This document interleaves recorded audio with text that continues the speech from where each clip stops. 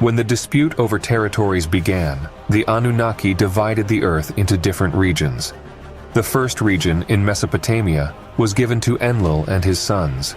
The second region, in Egypt and Nubia, was given to Enki and his sons. The third region, in the Indus Valley, was given to Inanna. The fourth region, Tilman, in the Sinai Peninsula, was the region of the gods, the land of the missiles, and the forbidden place where only the Anunnaki could access. Marduk, son of Enki, known as Ra in Egypt, after the Pyramid Wars, where he was left to die inside the Great Pyramid, was furious. He could not understand why Inanna could have a region all to herself. Thus, Marduk proclaimed himself as the only god and commander of the earth. The other Anunnaki gathered in assembly and then decided to use the weapons of terror, the terrible nuclear weapons. Thus, in 2024 BCE, there was a nuclear explosion in the Middle East region.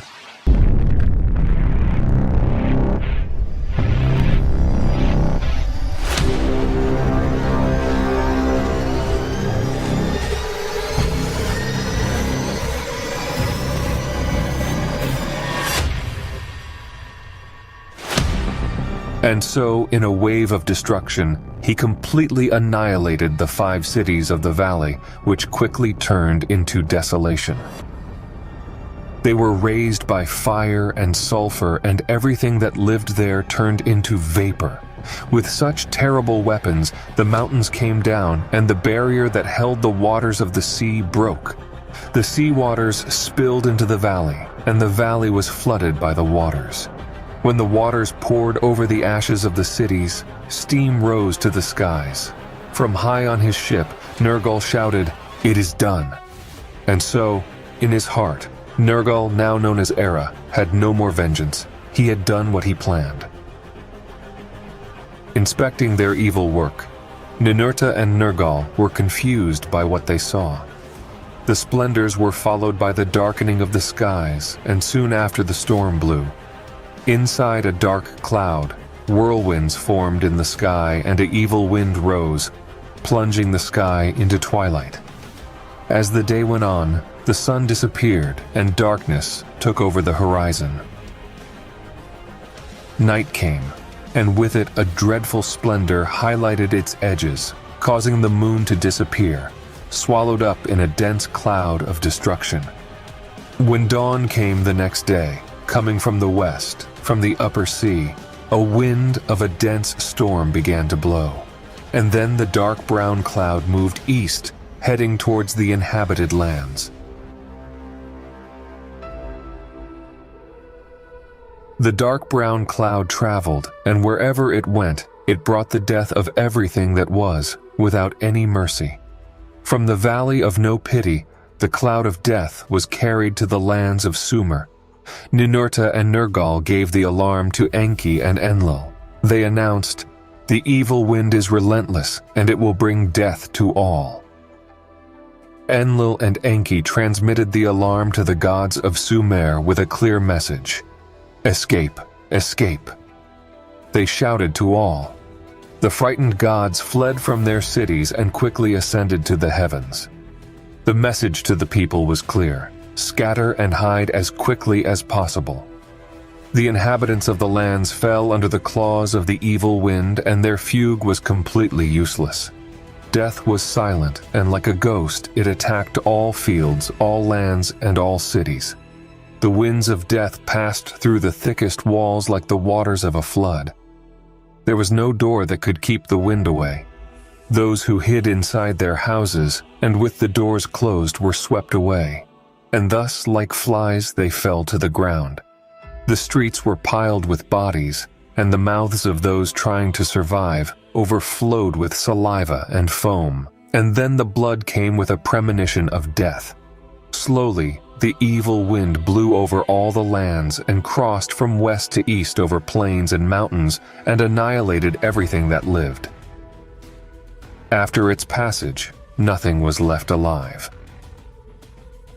The waters, once clear, were poisoned, and in the fields all vegetation wilted.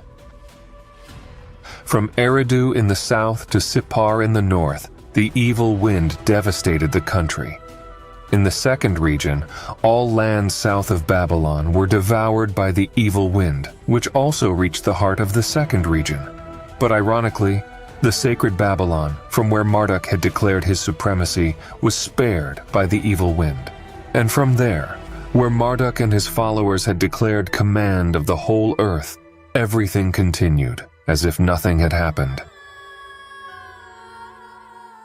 Assailed by his thoughts and numbed by his doubts, Enki made a decision. He said to himself, "Everything that happened needs to be recorded, from the beginning on Nibiru until this day on Earth, and that in posterity, at the time chosen by destiny, the Earthlings read this record and can remember the past to understand the prophecies of the future. Let the future be the judge of the past."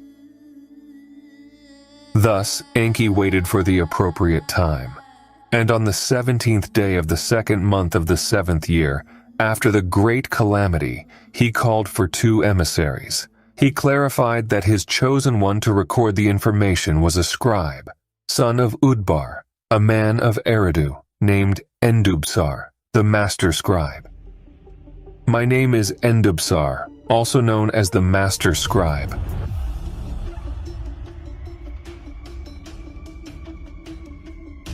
I have come to report an event that occurred in the second month of the 7th year after the great calamity.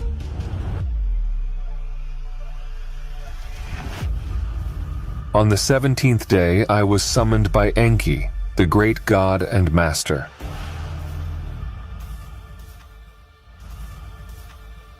I was in the city of Eridu and had survived the evil wind. I wandered through the desert in search of dry branches to make a fire when I noticed a reddish whirlwind approaching from the south. It made no sound. As the spacecraft touched the ground, 4 wide feet emerged, and the once beautiful equipment lost its allure. Overwhelmed with reverence, I prostrated myself on the ground. When I looked up, I saw 2 emissaries standing near me. Their clothes radiated a brilliant light. They called out to me, saying, "Endubsar, Endubsar, the great god, Lord Enki, summons you. Do not be afraid. You have remained pure, and we are here to take you with us, above the earth." At that moment, the whirlwind rose, resembling a blazing fire. Each emissary held one of my hands and swiftly lifted me. Suspended between earth and sky, I beheld the waters, plains, and mountains. Suddenly they released their grasp, and I felt as if I were falling to the ground, devoid of life spirit. A voice then called out, repeating my name, "Endubsar, Endubsar." I listened intently, unsure of its origin or the speaker's identity.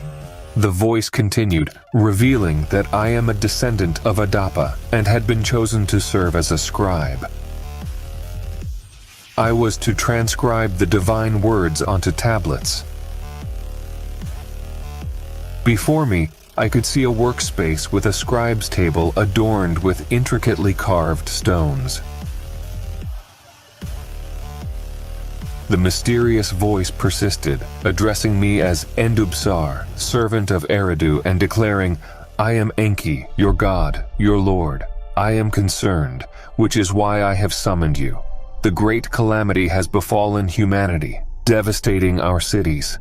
I desire to document the truth of these events, ensuring that both gods and men understand what has occurred. Since the Great Flood, no catastrophe of this magnitude has transpired. Yet here we are, 7 years later. This should not have happened. I, Enki, have failed. Despite my efforts to prevent it, I have faltered. Was it luck or fate?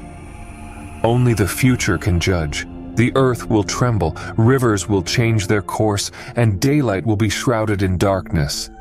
The sky will be ablaze, and on this fateful day, the return of the celestial god will be sealed. Some will survive, while others will not. Thus, the cycle of repetition shall be sealed. For these reasons, Endabsar, I, your Lord Enki, have called upon you. The future remains veiled within the past. Among the gods, 40 is my sacred number. Therefore, for 40 days and 40 nights, I will speak and you shall transcribe. Throughout this time, you shall neither eat nor drink. Sustenance shall be derived solely from water and bread, enabling you to devote yourself to your task.